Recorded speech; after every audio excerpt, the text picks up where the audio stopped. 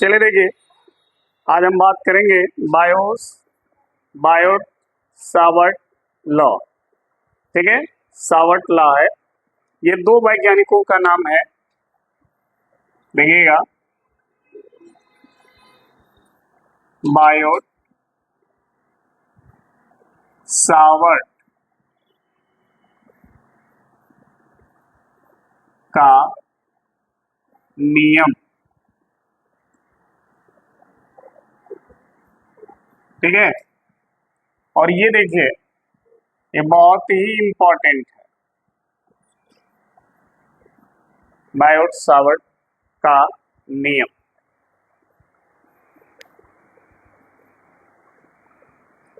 देखें, Biot Savart का जो नियम है, इसका क्या महत्व है इस फिजिक्स में।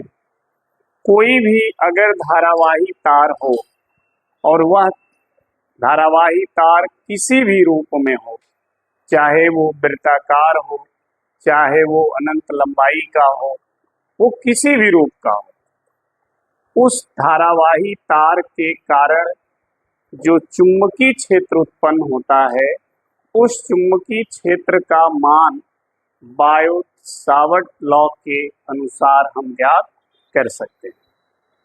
ठीक है, इसीलिए इसको पढ़ाया जाता है। तो सबसे पहले हम ये जान लें कि ये नियम होता क्या है। नियम को समझने के लिए ध्यान दीजिएगा। मान लीजिए हमारे पास एक इस तरह का धारावाही चालक तार है, इस तरह का, और इस तार में आई एम्पियर की धारा, इस तार में धारा प्रवाहित हो रही है आई एम्पियर की। ये इस तार में धारा बह रही है। ठीक है, ये धारा की दिशा है आई एम्पियर। जब इस तार में धारा प्रवाहित होगा तो तार की चारों तरफ मैग्नेटिक फील्ड उत्पन्न होगा। हमें उसी मैग्नेटिक फील्ड यानी चुंबकीय क्षेत्र का मान ज्ञात करना है। इस मान को ज्ञात करने के लिए हम इस तार का एक छोटा सा भाग लेंगे, छोटा सा एक भाग लेंगे और मान लेंगे इस छोटे से भाग की जो लंबाई है कितना है, dl है। क्योंकि छोटा लंबाई है इसलिए हम इसको dl मान लेते हैं। ठीक है, इस तार से कुछ दूरी पर यहाँ पर एक बिंदु मान लेते हैं P। ठीक, जहां पर आपको चुंबकीय क्षेत्र ज्ञात करना। तो इस भाग से इस बिंदु की जो स्थित सदिश है वो है R। क्या है? R है। ठीक है, मतलब देखिए, एक तरह से ये स्थित सदिश है, ये बता रहा है कि इस तार से इस बिंदु की स्थिति कितनी दूरी पर और किस दिशा में है, इसीलिए उसका नाम है स्थित सदिश। ऐसा सदिश जो किसी बिंदु के सापेक्ष स्थिति को बतलाता हो। जैसे बिंदु P की स्थिति इस तार के सापेक्ष किस दिशा में कितनी दूरी पर है। जैसे अगर हम ये कहें कि आप हमसे इतनी दूरी पर इस दिशा में हो, तो जो सदिश हमें हमारे सापेक्ष आपकी स्थिति को बताएगा उसे क्या कहेंगे? स्थित सदिश कहेंगे, क्योंकि वह आपके स्थिति को बता रहा है कि आपकी स्थिति हमारे सापेक्ष कितनी दूरी पर और किस दिशा में है। उसी तरह से ये जो हमने बनाया है तीर, जो आप देख रहे हैं, यह तीर एक स्थित सदिश है जो इस तार से बिंदु की स्थिति को बता रहा है। ठीक है, इसकी जो लंबाई है तीर की, वो किसके बराबर है? R के बराबर। और तीर का जो नोक है वो उस बिंदु की दिशा को बता रहा है। तो इसे हम बोलते हैं स्थित सदिश वेक्टर R। ठीक है, और जब ये दूरी लेंगे तो वेक्टर नहीं लेंगे, केवल क्या लेंगे, आर लेंगे, केवल परिमाण तब होगा। समझ में आ गई बात। तो ये एक स्थित सदिश है, दोनों के बीच का ये कोण है थीटा। ठीक है, तो बायोट सावर्ट लॉ के अनुसार इस बिंदु पर चुंबकीय क्षेत्र का मान कितना होगा, ये जानने के लिए हमें ये देखना होगा कि जो चुंबकीय क्षेत्र यहाँ बिंदु P पर होगा वह किस किस पर निर्भर करेगा। जिस जिस पर निर्भर करेगा वही इस बिंदु P पर चुंबकीय क्षेत्र के मान को बतलाएंगे। क्लियर। तो अब बायोट सेवर्ट का नियम थोड़ा हम समझ लें और उसी नियम को जब मैथमेटिकली लिखेंगे तो हमें इसका फॉर्मूला मिल जाएगा। तो बायोट सेवर्ट के अनुसार देखें,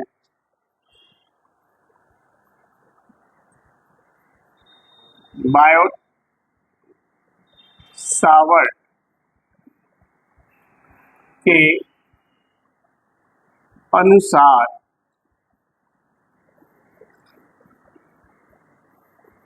किसी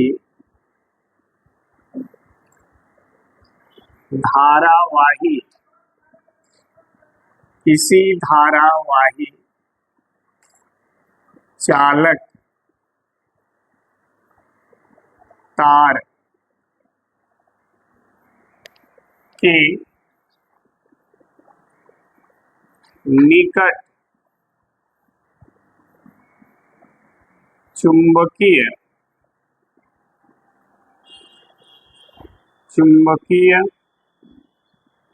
क्षेत्र, ध्यान रखना, बायोट सावर्ट नियम के अनुसार किसी धारावाही तार के निकट जो चुंबकीय क्षेत्र होता है वह तार में जो धारा बहती है उस धारा के समानुपाती होता है। क्षेत्र तार में प्रवाहित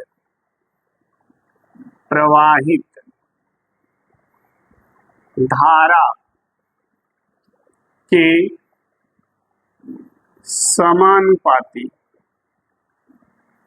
के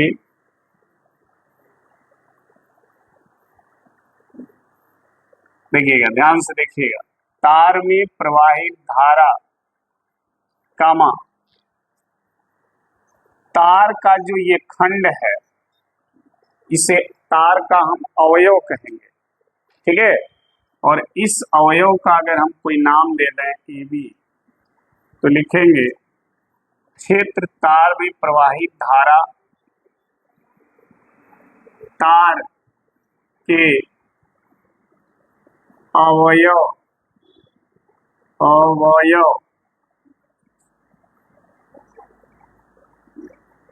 की लंबाई, अवयव की लंबाई, ठीक है, अवयव की लंबाई तथा देखना ध्यान से, इस अवयव की लंबाई और तार में बहने वाली धारा, दो चीज हो गया, तथा तार के अवयव और बिंदु P का जो स्थित सदिश है दोनों के बीच बने कोण की ज्या। ठीक है, तथा तार के अवयव में प्रवाहित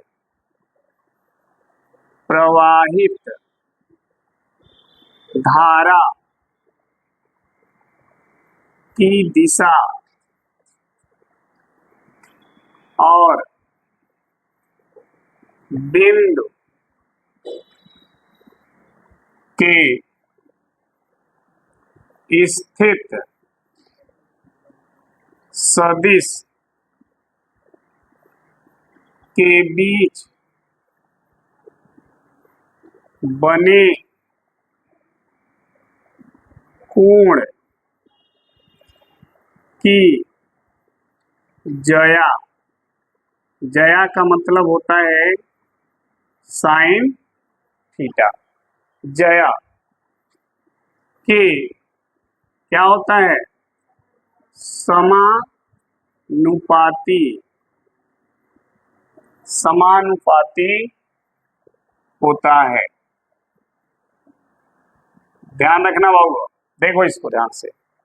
बायोट सावर्ट के अनुसार किसी धारावाही चालक तार के निकट चुंबकीय क्षेत्र जो होता है वह तार में प्रवाहित धारा, तार के अवयव भाग की लंबाई, तार के अवयव में प्रवाहित धारा की दिशा तथा बिंदु P के स्थित सदिश के बीच बने कोण की जया के क्या होता है? समानुपाती होता है। और क्या होता है? तथा अवयव से बिंदु P की जो दूरी है उसके वर्ग के व्युत्क्रमांक तथा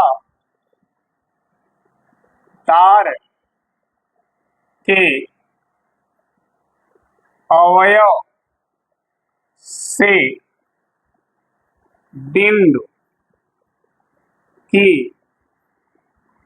दूरी के वर्ग के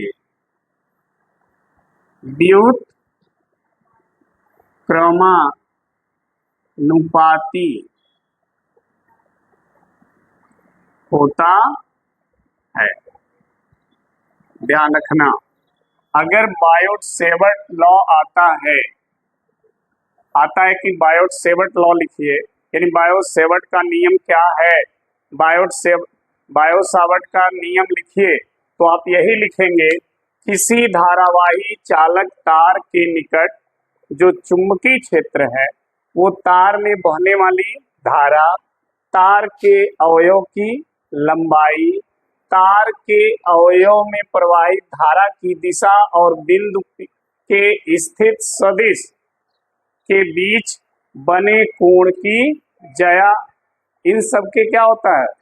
समानुपाती होता है। तथा अवयव से बिंदु की दूरी जो है उसके वर्ग के व्युत्क्रमानुपाती होता है। ठीक है, ये बायोट सावर्ट का नियम कहता है और इसी नियम के आधार पर हम इसका फॉर्मूला बनाएंगे। इस फॉर्मूले के लिए हम एक धारावाही तार मानेंगे और उस तार का एक छोटा सा अवयव लेंगे AB, ठीक है, और उस AB की लंबाई मानेंगे dl।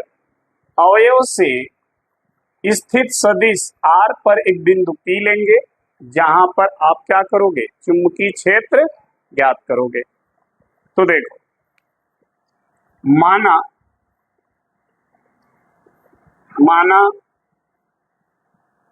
एक धारावाही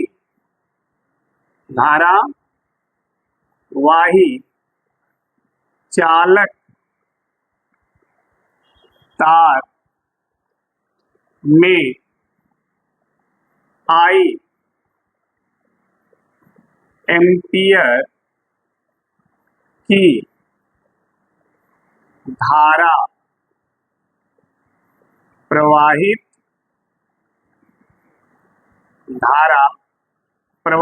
हो रही है। मान लिया एक धारावाही चालक तार है जिसमें I एम्पियर की धारा प्रवाहित हो रही है। तार के अवयव AB बराबर कितना? dl। तार का जो अवयव है उसकी लंबाई कितनी है? dl से थीटा कोण पर एक बिंदु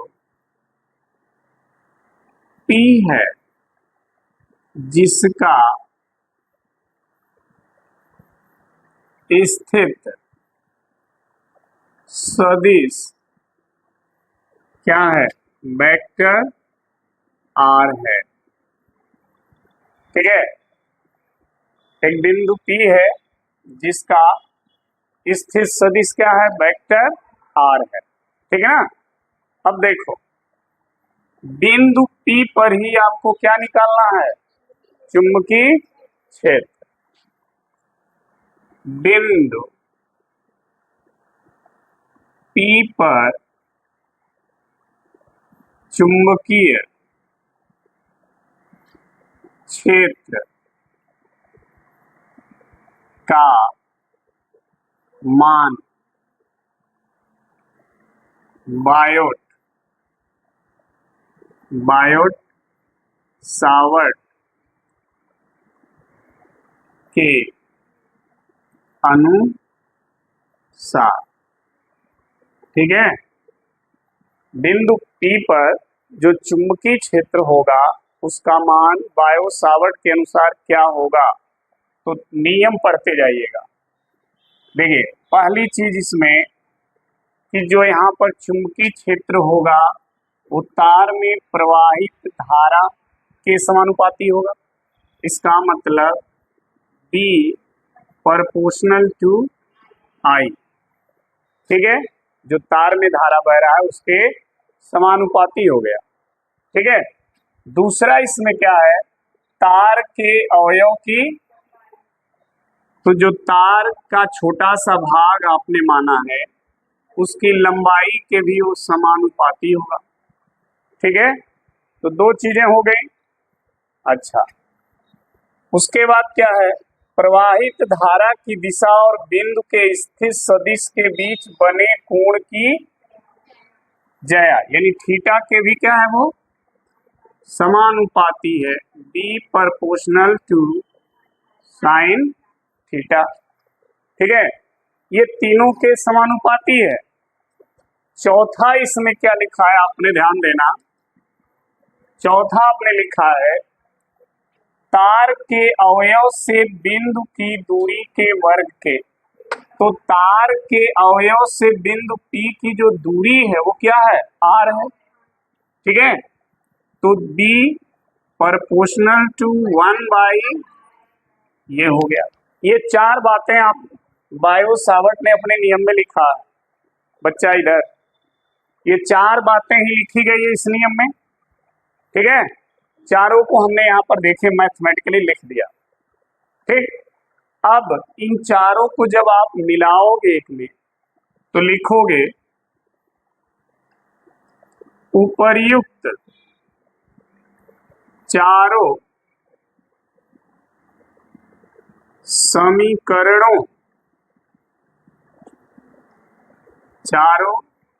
समीकरणों से प्राप्त होता है। इन चारों समीकरण को जब मिलाओगे तो आपको क्या मिलेगा? B प्रोपोर्शनल टू, ठीक है, क्या होगा? I dl sine by R square. ये हो गया। एक चीज ध्यान रखना, इसमें ध्यान क्या देना है? इस तार के छोटे से भाग के कारण यह निकाला जा रहा है, तो चुंबकीय क्षेत्र क्या होगा? dV। चुंबकीय क्षेत्र क्या होगा? dV होगा ना भाई। चुंबकीय क्षेत्र भी तो कम होगा। पूरे धारावाही तार के कारण निकालते तब हम D लिखते, लेकिन एक छोटे से इस भाग के कारण निकाला जा रहा है तो चुंबकीय क्षेत्र भी कम होगा। इसमें जो कम वैल्यू होती है उसको क्या लिखते हैं? D करके, तो इसलिए dB लिखा जाएगा। तो ये हो गया चारों को मिलाने से। अब देखना, इस समानुपाती चिन्ह को यहां से क्या करेंगे? हटाएंगे, और हटाकर यहाँ पर एक नियतांक यूज करेंगे। तो देखो, हमने यहाँ पर नियतांक यूज कर दिया K। क्या यूज कर दिया? तो K ये हो गया I dl sign theta by R square हो गया। ठीक है, बायोट सावर्ट ने सीजीएस पद्धति में, सीजीएस पद्धति में के का मान कितना माना है? 1 माना सीजीएस पद्धति में। लेकिन इसी का एसआई पद्धति में, एसआई पद्धति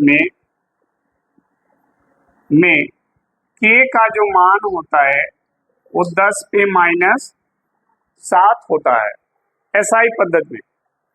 और ये 10 पे -7 का मान जो बराबर होगा वो होगा म्यू नॉट अपान 4 पाई के। ठीक है, यानी म्यू नॉट अपान 4 पाई का मान कितना होगा? 10 पे -7। और इस के का भी मान होगा 10 पे माइनस, किस पद्धति में? एसआई पद्धति में। और सीजीएस पद्धति में इस के का मान 1 हो जाता है। तो हमारे जितने भी मात्रक लिखे जाते हैं वो सब किस पद्धति में लिखे जाते हैं? एसआई में। तो हम यहाँ पर इसका जो नियतांक यूज करेंगे वो कौन सा करेंगे? सीजीएस या एसआई? एसआई यूज करेंगे। तो आप या तो के की जगह 10 पे -7 लिखो या के की जगह म्यू नॉट अपान 4 पाई लिखो।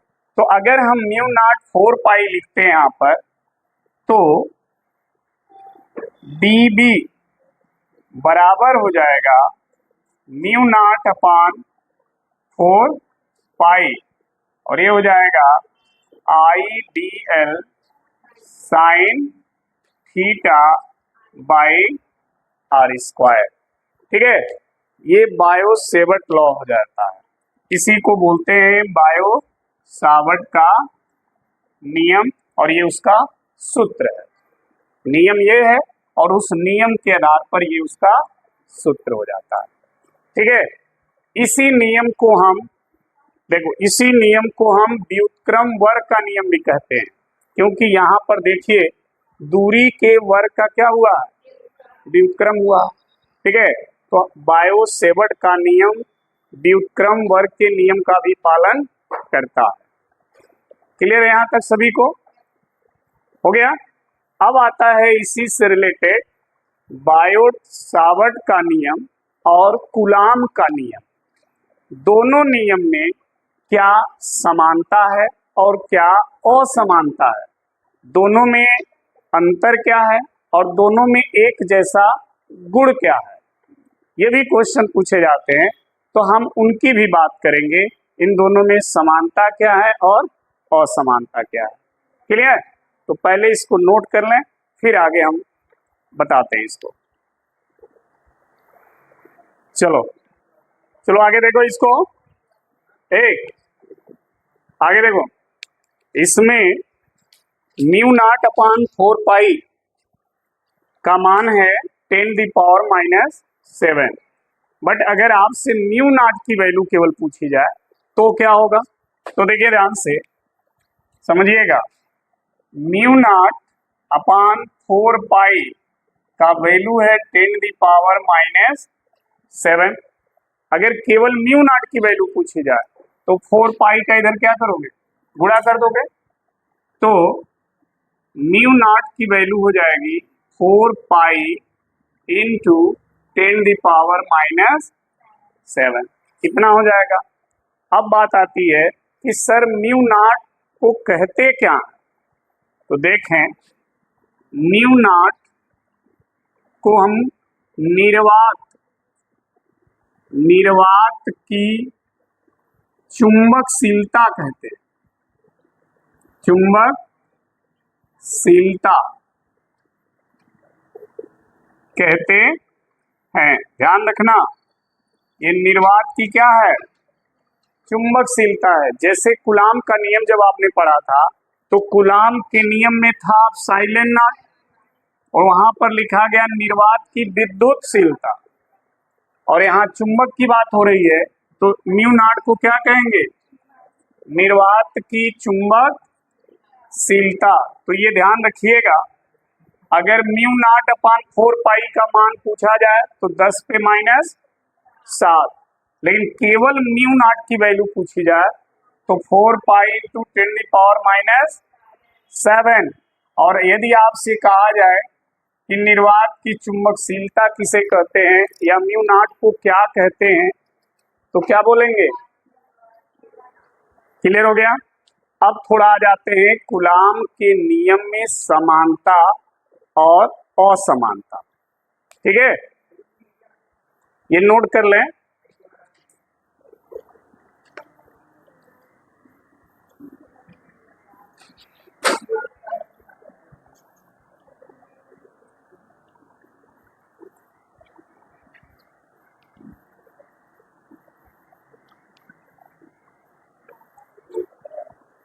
अगला जो हमारा टॉपिक है वो है कूलाम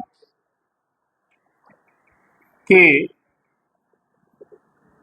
नियम और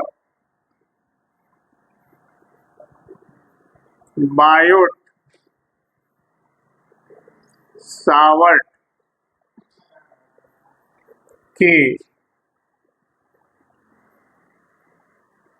नियम में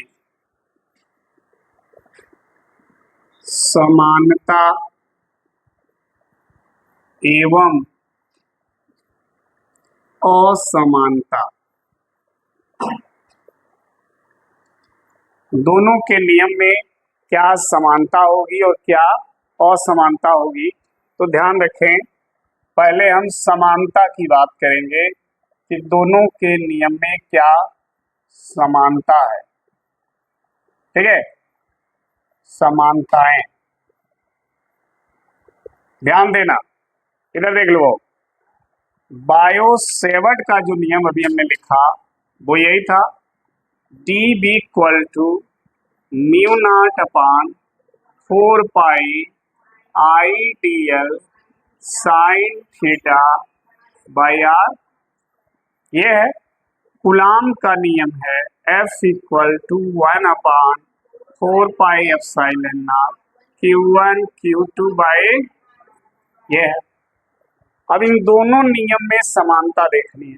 समानता, पहली समानता देखो, दोनों नियम में 1/r² है, देखो है कि नहीं है? दोनों में 1/r² है। इसका मतलब कूलाम का नियम और बायो-सावर्ट का नियम, दोनों नियम व्युत्क्रम वर्ग के नियम का पालन करता है। दोनों जो नियम है वो दूरी के व्युत्क्रम वर्ग के नियम का पालन करते हैं। ये दोनों में समानता है। ठीक है, तो पहली समानता इनमें लिखेंगे, कूलाम का नियम, कूलाम का नियम तथा बायो सावर्ट का नियम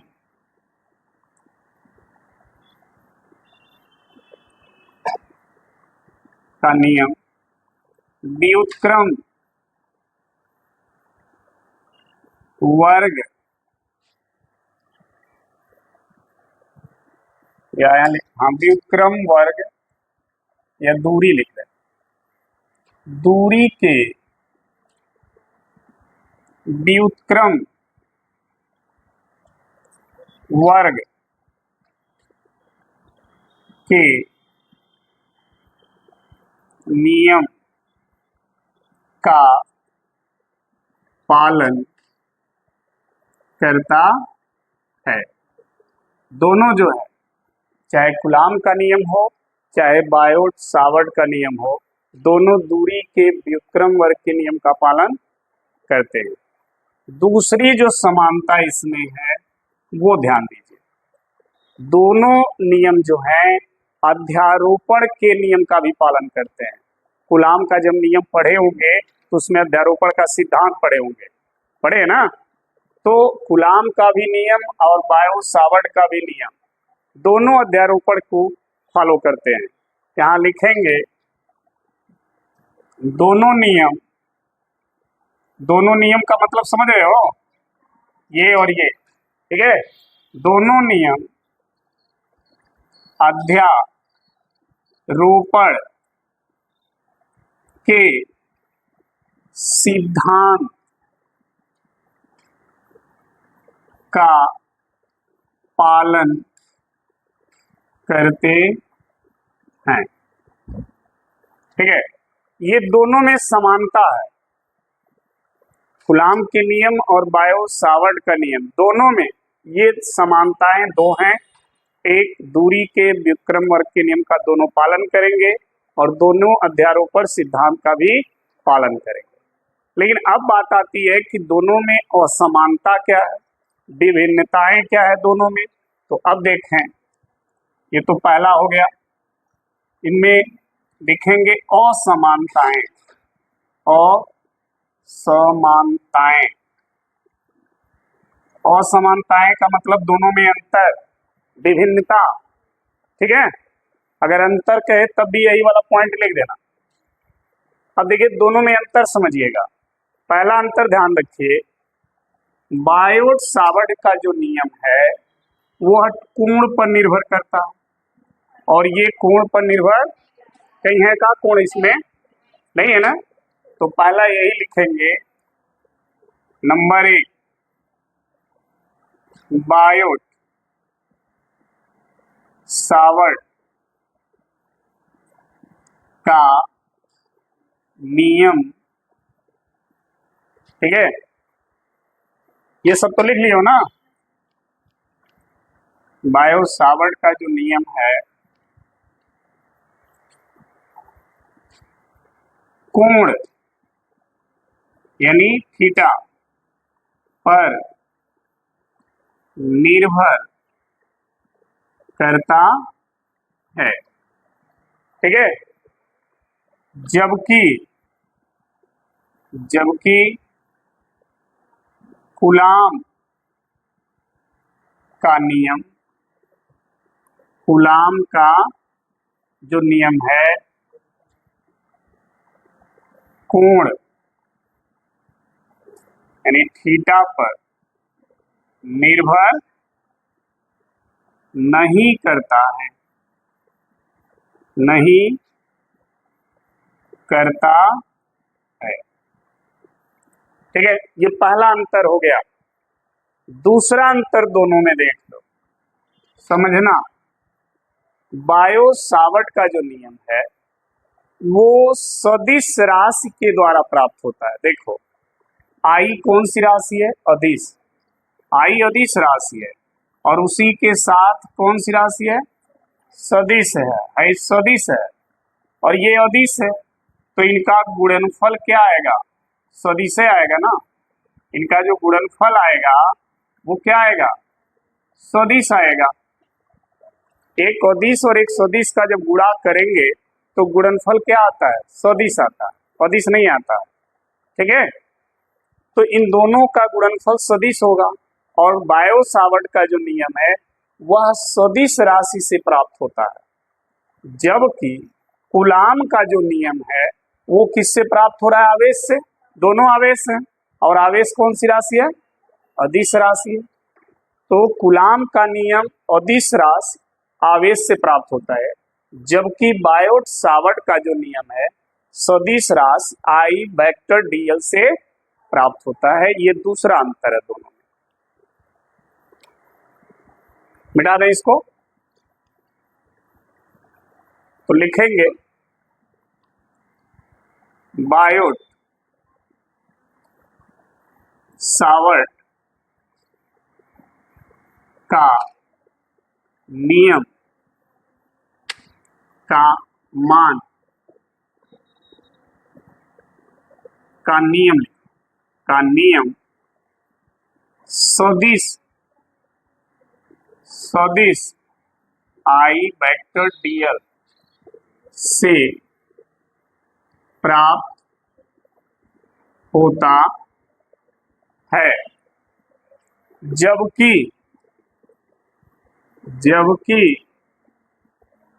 कूलाम